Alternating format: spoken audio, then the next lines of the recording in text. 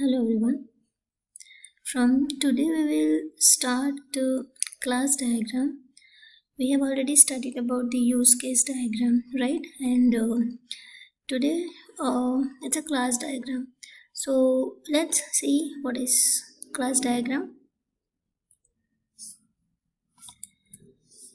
So basically we know the concept of class, right? When you design any software, any system, so you categorize the different classes, and each class has their own its attributes and methods, right?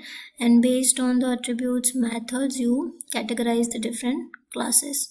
So when you design the system, when you develop the software, at that time you have different classes. You can just keep in mind your first level DFD, right? Because in your first level DFD you have all the main processes that will be considered as your class. For example, product, so product is your class, right? Then you have people like admin or the user, so user is a class because user has name, attribute, right? Different attributes like name, age, and all the other things. Then it has a method like he can register, he can log in, so all these are the methods. So based on your system you can you can define the different classes, and then you can draw the class diagram. So first let's see how to draw the class diagram. So here we have the representation of the class.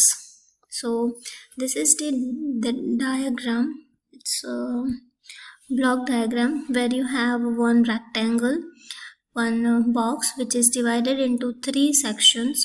Your first section contains the name, the second contains the attributes and the operations, and here you can find some notations like plus sign is there, right? The plus sign is there before the operations or the methods.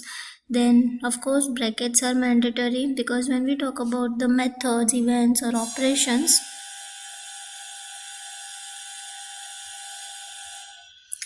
when we talk about the operations methods, so we use the brackets. And here the attributes are nothing but the properties, and this is the name of the class. So this way you can draw the class diagram. Now okay, so this is your class diagram. Now let's see, each class is represented by the rectangle. Okay, fine. So here we have a rectangle. This rectangle is subdivided into three sections or the three compartments. Okay, so here we have first compartment and the second compartment, right? Okay, the first compartment contains the name of the class. Okay, name of the class is a account name. Then we have attributes, or also we call properties. So okay, the second is the attributes, and in account name we have two attributes, customer name and the balance. Then the last one is the operations, means events or methods. So here we have operations, and three operations we have: add funds, then withdraw, and transfer. These three operations we have. So this is the way you can design, you can represent your class. So one system may have multiple classes, right? So this is just an example, and this way you can represent all the classes. Now we have already studied in the OOPS concept the visibility of attributes and the methods, or visibility of properties and methods. So what is the meaning of visibility?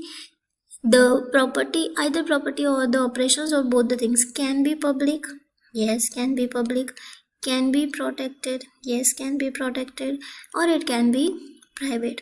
So how to indicate that in the class diagram. From the class diagram, how one can know that this attribute or the operation is public or protected or private. And for that we have symbols. See, these symbols we have. So if it's a plus sign, here you can see the plus sign. This plus sign indicates that this operation is public. If your operation or the attribute is protected, in that case you can use the hash sign, and if it's a private, simply use the underscore sign, right? So these are the just modifiers to indicate the visibility of attributes and the operations, right? And default, what is the default case? So the default case is, by default, attributes are hidden and operations are visible. This is default case. If you have not mentioned anything, you have not displayed any sign, in that case it will be considered that all the attributes are hidden, means of course private, and all the operations are visible, means all are public, right? So this is about the representation of the class.